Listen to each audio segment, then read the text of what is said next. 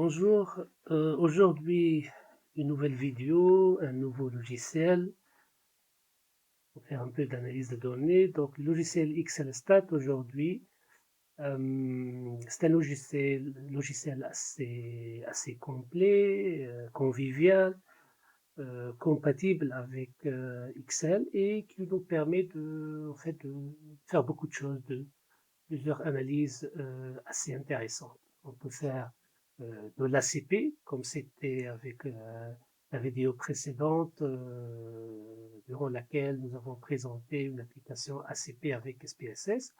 Donc on peut faire de l'ACP avec XLStat. Je vais mettre une autre vidéo pour cela, mais aujourd'hui, je vais effectuer une analyse plus poussée, à savoir une modélisation par équation structurelle en utilisant la méthode PLS et le logiciel XLStat, comme d'autres logiciels, nous permet d'effectuer ce type d'analyse. Donc, je vais passer directement, tout d'abord, pour présenter mes données et le modèle que nous allons construire pour effectuer cette modélisation. Donc, comme vous pouvez le voir ici, j'ai un petit tableau juste pour identifier mes variables. Donc, j'ai une première variable latente dépendante, à savoir intention, qui a été codée int. Et comme vous pouvez voir à gauche ici, nous avons trois variables manifestes qui reflètent la variable intention, qui ont été codées int1, int2 et int3. Et puis, nous avons trois variables indépendantes, ou variables explicatives, à savoir la compatibilité. En fait, ici, je suis en train de présenter les résultats d'une recherche effectuée précédemment sur l'intention d'utiliser une technologie d'information, peu importe laquelle. Donc, comme j'ai dit, nous avons ici la variable intention, l'intention d'utiliser une technologie, qui est influencé par trois, théoriquement bien sûr, influencé ici par trois variables latentes, à savoir la compatibilité perçue envers cette technologie, et puis la complexité perçue envers cette technologie, et finalement le top management support comme troisième variable indépendante ou explicative latente.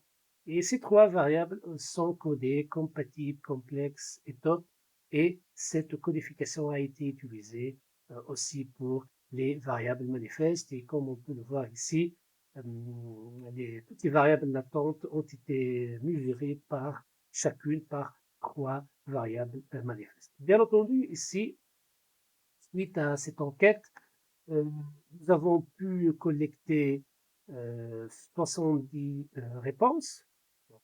C'est vrai, ici, c'est la ligne numéro 71, mais n'oublions pas que la première ligne est réservée pour les noms, pour les variables manifestes. Donc, nous avons ici les données qui ont été collectées à travers une enquête par questionnaire administrée ici à 70 répondants. Donc, l'objectif ici, c'est de tester l'effet des trois variables indépendantes, compatibilité, complexité et top management, support, sur l'intention. Donc ici, nous allons essayer de construire ce modèle et de le tester avec une modélisation par équation structurelle en utilisant la technique PELS. Donc, tout simplement, avec XLStat, nous allons cliquer ici, à ce niveau-là, et un ensemble de techniques va apparaître. Bien sûr, nous allons choisir la dernière ici à droite, à savoir PLS-PM, c'est-à-dire PLS Path Modeling. Donc ici, pour commencer à utiliser ce module-là, on va cliquer, et là, nous allons choisir, bien sûr, entre New Project, un nouveau projet, ou bien si nous avons déjà commencé notre projet, donc il est enregistré quelque part, donc on va juste choisir Open Project. Sur ici, nous allons lancer un nouveau projet, et là, un nouveau fichier va s'ouvrir. Ah, ici, voilà, il va nous demander de choisir entre ces trois options et généralement, on choisit l'option expert parce que ça nous donne plus de possibilités au niveau des analyses. Donc, un nouveau fichier va s'ouvrir et là, nous avons donc un nouveau fichier qui est composé de deux feuilles. Une première feuille DA dans laquelle nous allons mettre les données. Et nous allons effectuer du copier-coller de l'ancienne base de données pour mettre les données qu'on veut utiliser dans notre test. Et puis, cette deuxième feuille, c'est une zone de graphique dans laquelle nous allons dessiner notre modèle de recherche pour par la suite passer à son analyse. Donc nous commençons, comme j'ai dit, par copier-coller donc notre base de données. Et puis donc, nous allons par la suite faire juste le coller.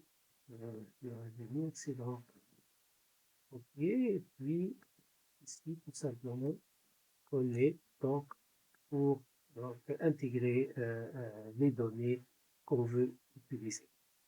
Bien sûr, cette étape elle est très importante. Pourquoi? Parce que lorsqu'on va dessiner le modèle de recherche, en fait, le modèle, il va, si vous voulez, extraire les données de notre feuille. Donc, il faut que ce soit dans un même fichier PLSPM. Donc, nous allons ici dessiner notre modèle et par la suite, ce modèle-là, il va extraire les données de la première feuille ici pour effectuer des tests. D'accord? Pour dessiner le modèle, nous avons ici un ensemble d'outils pour faire ça. Et en fait, nous aurons besoin principalement de trois boutons. Un premier bouton là, à gauche, ça c'est LV, donc LV c'est-à-dire Latent Variable, c'est pour dessiner les variables latentes. Et puis ici, MV, c'est Manifest Variable, c'est pour, si vous voulez, dessiner, mais ça sera effectué d'une manière automatique, donc des variables manifestes si vous voulez donc rattacher chaque variable latente à ces variables manifestes.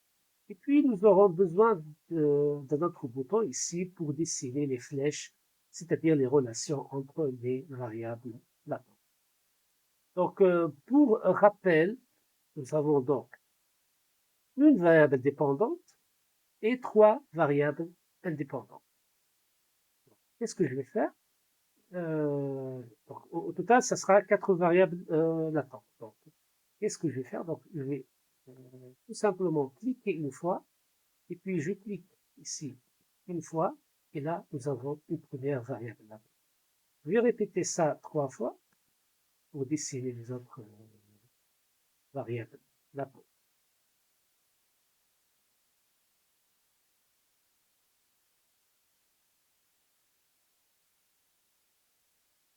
Puis, nous avons, a priori, ça sera à ce niveau LV1 la variable dépendante, et puis les autres seront les variables indépendantes.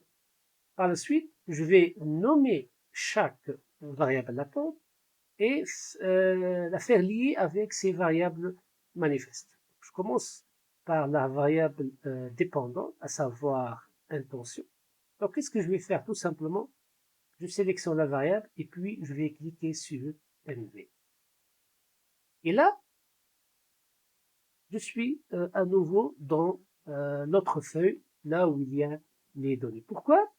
Ben, tout simplement pour pouvoir choisir les variables latentes liées à les variables manifestes liées à cette variable là.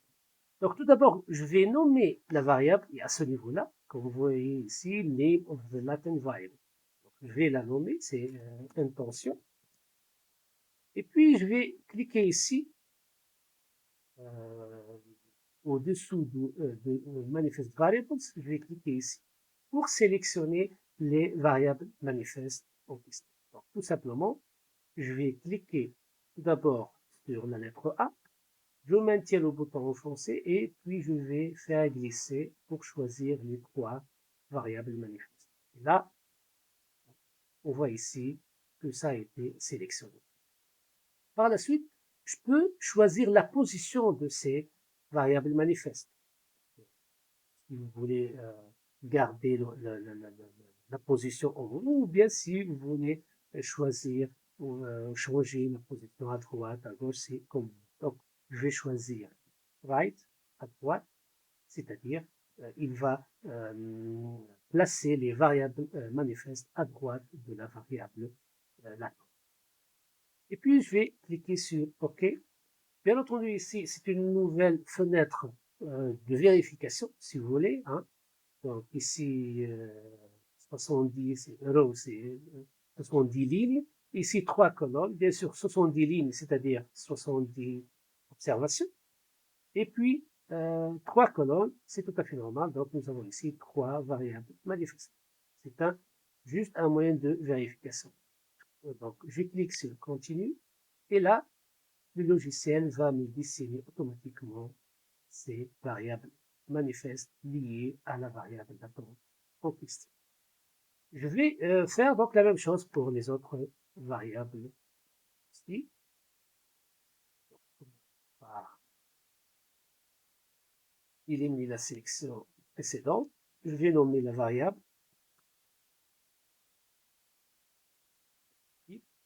compatibility.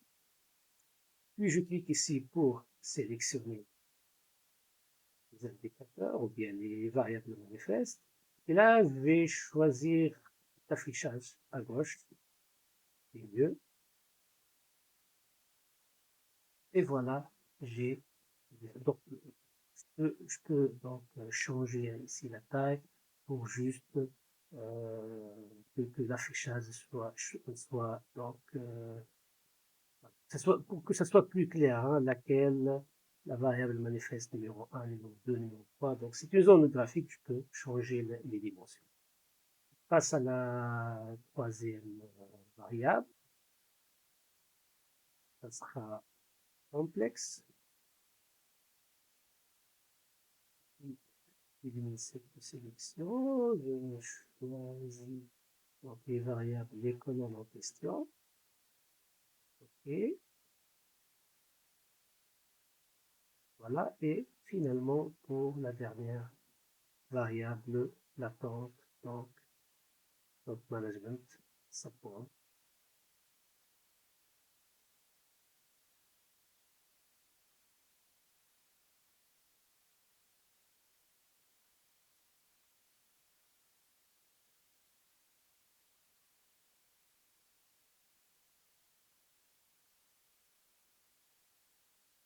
Et voilà.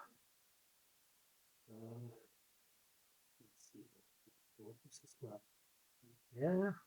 Voilà. Bien. Et puis, par la suite, bien entendu, je dois lier les variables latentes entre elles selon mon modèle de recherche, selon le travail qui a été effectué au niveau de la revue de la littérature. Donc, en fait, ce sont trois variables indépendantes qui sont censées influencer la variable intention. Donc, pour mettre les flèches, il suffit de choisir la variable de départ et puis la variable d'arrivée en maintenant la touche contrôle en français. Et puis, je vais cliquer tout simplement sur la flèche et voilà, c'est fait de façon automatique. Donc, on commence pour la deuxième, contrôle, je clique et puis la flèche.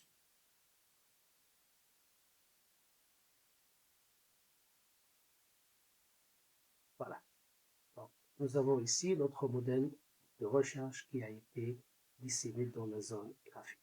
Maintenant, je vais passer au calcul et là, je vais cliquer sur ce bouton-là pour pouvoir paramétrer et lancer les calculs. Donc ici, j'aurai quelques paramétrages à faire. Donc ici, je vais choisir donc si je veux que les résultats soient affichés dans une nouvelle feuille ou bien dans un nouveau fichier Excel. Donc, je pourrais choisir comme je veux.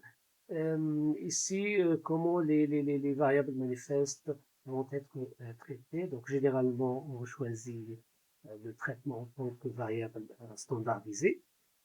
Et puis, au niveau des options, nous allons choisir les méthodes d'estimation. Bien entendu, pour la régression, donc il y a PLS, il y a aussi le modèle carré ordinaire OLS, donc généralement c'est la méthode PLS qui est et puis pour l'estimation interne aussi, nous avons un ensemble de méthodes, donc je vais choisir selon l'objectif de ma recherche et ce que je cherche à tester dans mon modèle.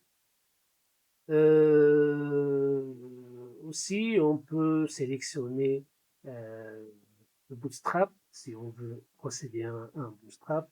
Ça serait utile dans certains types d'analyses, notamment lorsque nous avons des variables médiatrices. Et puis, si jamais j'ai des données manquantes, je peux, selon bien sûr ce que je veux, ou bien ne pas accepter de données manquantes, ou bien d'estimer les données manquantes selon la méthode que je veux. Et puis côté output, côté résultat affiché, bien entendu, je vais choisir selon mes objectifs, selon les résultats que je souhaite avoir. Donc, quelles sont les statistiques à afficher. Personnellement, je recommande de tout cocher parce que par la suite, on aura la liberté de choisir, bien sûr, les résultats qu'on veut selon notre objectif de recherche. Mais de façon générale, il y a un ensemble de statistiques, il y a d'indices, il est important de considérer, surtout tout ce qui est R carré,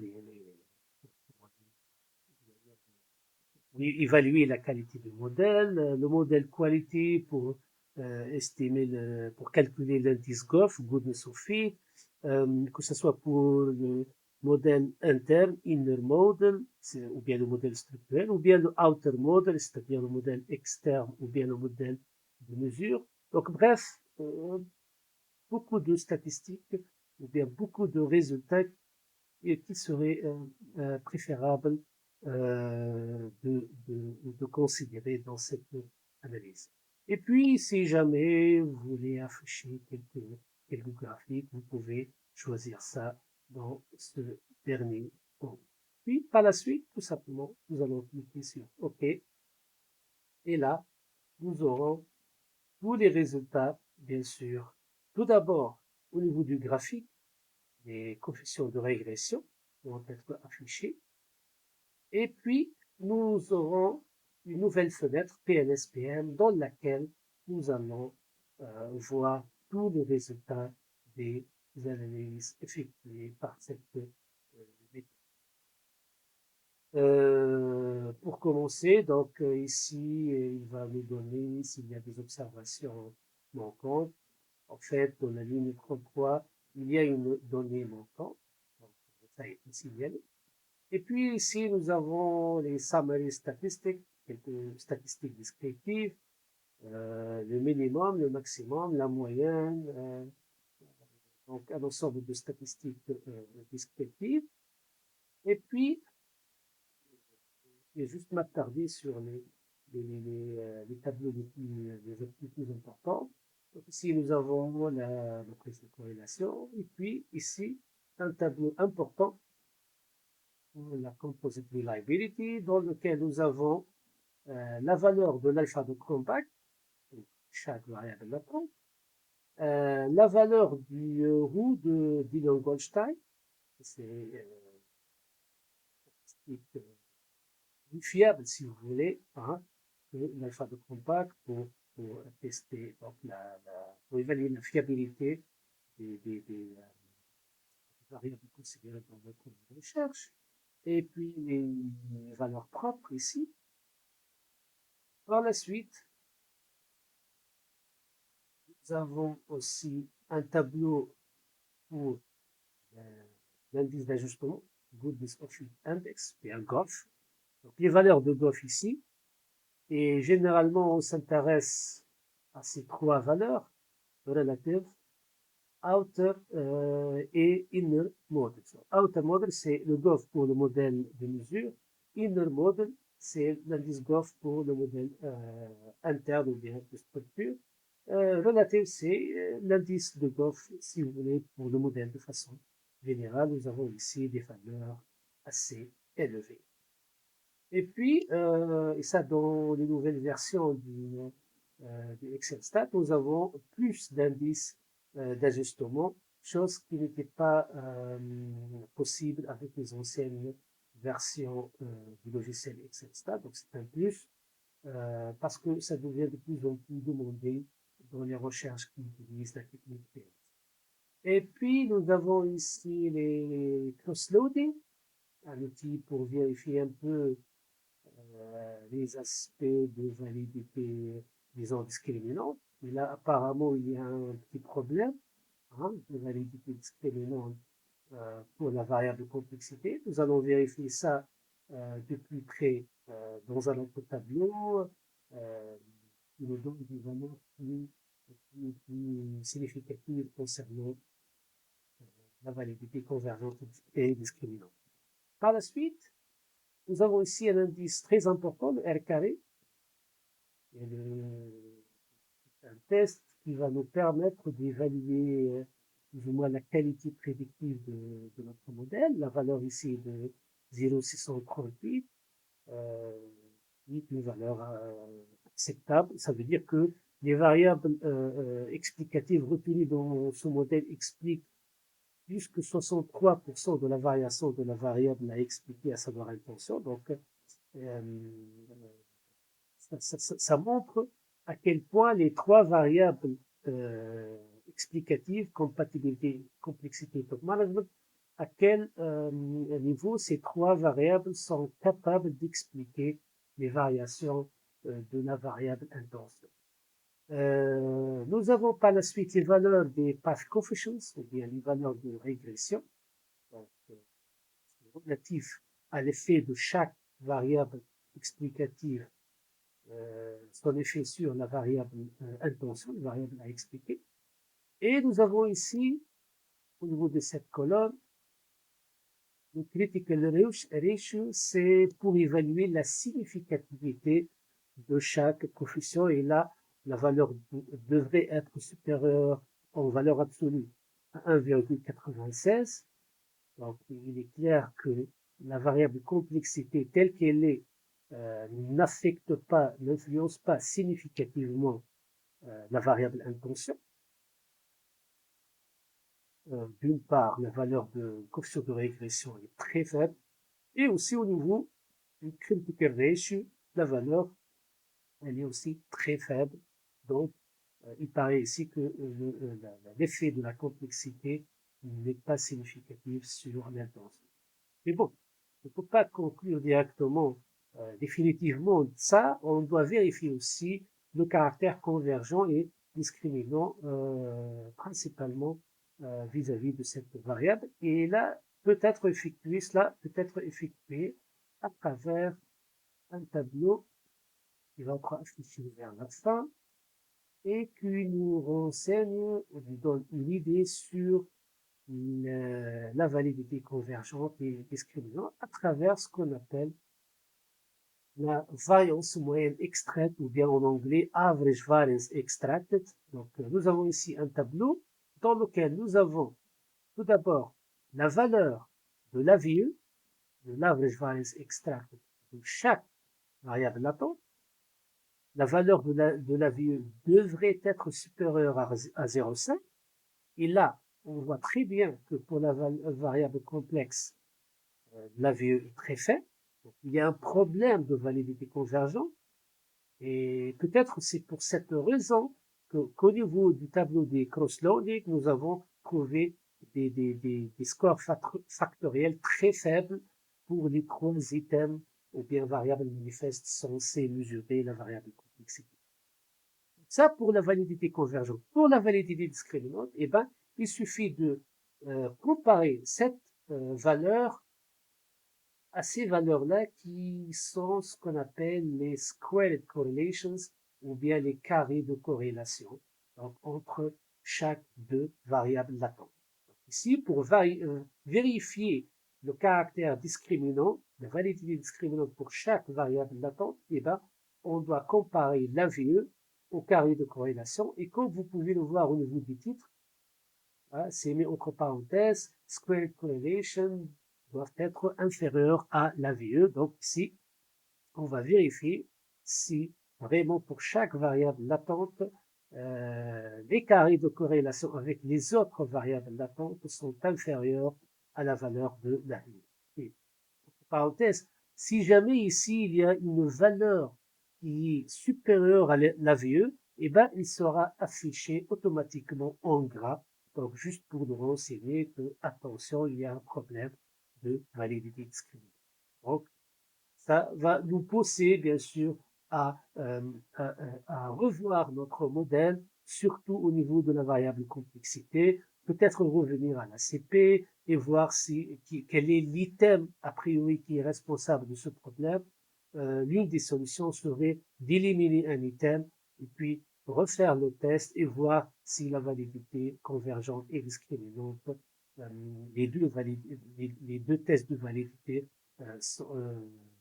viennent, si ces deux tests vont nous donner des valeurs satisfaisantes pour la complexité, sinon, le cas échéant, peut-être on serait obligé de supprimer cette variable pour nous assurer de la bonne qualité des résultats qui vont nous permettre d'interpréter de façon définitive, si vous voulez, les résultats. Dernière chose, juste, je voulais vous montrer un truc supplémentaire qu'on peut effectuer avec ce module PNSPM sur Excel Stat. Et ben celui, si jamais par exemple nous avons un modèle avec une variable modératrice.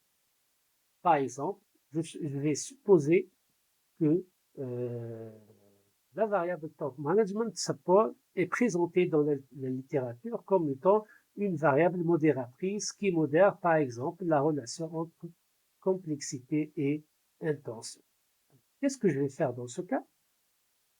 Je vais créer une nouvelle variable latente et en fait, cette variable, lorsque je dis un lien de modération, donc ici, il y aurait une interaction entre ces deux variables latentes. Donc ça va être nommé, par exemple, top fois complexe, et que c'est une variable d'interaction, okay, qui va être liée à la variable intention. Et puis, qu'est-ce que je vais faire pour choisir, bien sûr, les variables manifestes? Eh ben, je vais cliquer sur MV, et là, bien sûr, je n'aurai pas une colonne pour mettre les étapes. Je vais tout simplement cocher cette option interaction. Là, lorsque je coche, il y a ici une nouvelle feuille, une nouvelle page qui va s'afficher et qui va me demander de choisir les deux variables qui seront concernées par l'interaction. Donc ici, nous avons dit que ce sera une interaction entre top management support et complexité. Donc je vais cocher ces deux variables pour dire voilà que cette nouvelle variable c'est une interaction entre ces deux, entre variable top management support et la variable complexité. Et je vais choisir par exemple l'affichage bas. Okay. Et je vais laisser le soin au logiciel d'effectuer toutes les interactions possibles entre toutes les variables manifestes du top management et de la complexité. Donc, et je vais agrandir un peu la première pour que ce soit plus clair. Comme vous voyez ici, c'est complexe tout fois top 1 Et celui-là, c'est complexe 2 fois top 2. Et puis ici, complexe 2 fois top. Alors, bien sûr, complexe 2 parce qu'ici, au niveau des variables manifestes qui mesurent la complexité, il n'existe pas de complexe 1, c'est complexe 2, 3 et 4. Donc, de cette façon, donc, le logiciel a effectué automatiquement la multiplication pour faire l'interaction. Et puis, par la suite, je vais juste lancer les calculs, tout simplement. Et là, je vais avoir des résultats avec ou bien en intégrant la variable interaction. Et je ne vais pas m'attarder sur les tableaux, juste je vais voir au niveau du coefficient de régression. Donc ici, voilà, ça c'est la variable interaction et ça c'est le coefficient de régression. Et là, le ratio critique, le critique ratio, il est significatif, il est supérieur à 1,96. Donc, a priori, il y a un effet significatif de cette interaction. Donc, apparemment, il existe bel et bien un effet modérateur positif de la variable top management support sur le lien entre la variable complexité et la variable intention. Donc, c'est une façon pour tester lorsque nous avons des hypothèses de modération. C'est une technique qu'on peut utiliser avec le logiciel ExcelStat pour tester un effet modérable. Voilà, ça sera tout. J'espère que cette vidéo était claire et, euh, et répond à l'ensemble de questions ou bien des principaux défis que peut rencontrer un utilisateur de ce module. Si vous avez des questions, si vous avez des remarques ou bien d'autres idées pour enrichir cette vidéo, pour enrichir l'utilisation du logiciel ExcelStat pour effectuer des modélisations par équation structurelle, vous pouvez écrire et mettre vos commentaires. Je vous remercie pour votre attention et à la prochaine vidéo.